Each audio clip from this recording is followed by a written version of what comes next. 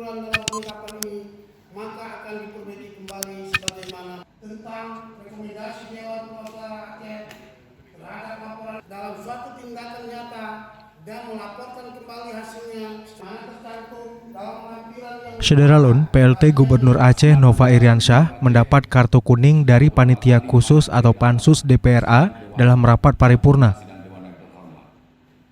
Kartu itu diberikan setelah Pansus membacakan rekomendasi DPRA terhadap laporan keterangan pertanggungjawaban atau LKPJ Gubernur Aceh tahun anggaran 2019. Kartu itu diberikan oleh Jubir Pansus LKPJ Iskandar Usman Al-Farlaki usai membacakan salinan rekomendasi setebal 62 halaman bersama sekretarisnya Ali Basrah.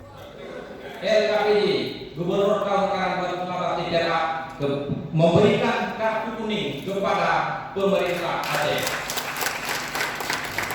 Hadir dari pemerintah Aceh, Asisten 3 Bukhari yang mewakili Sekda Aceh Takwallah dengan rapat paripurna dipimpin langsung oleh Ketua DPRA Dahlan Jamaluddin.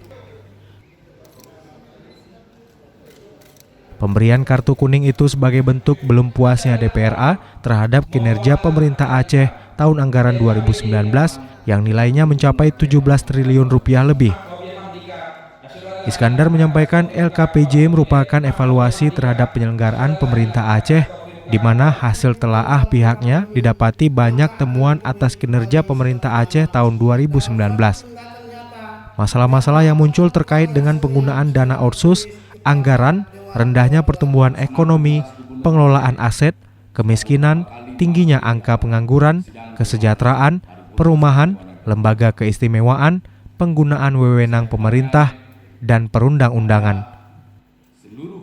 Dari Banda Aceh, Mas Rizal, Serambi On TV. tindakan nyata dan melaporkan kembali hasilnya secara tertulis kepada Dewan Perwakilan Rakyat Aceh.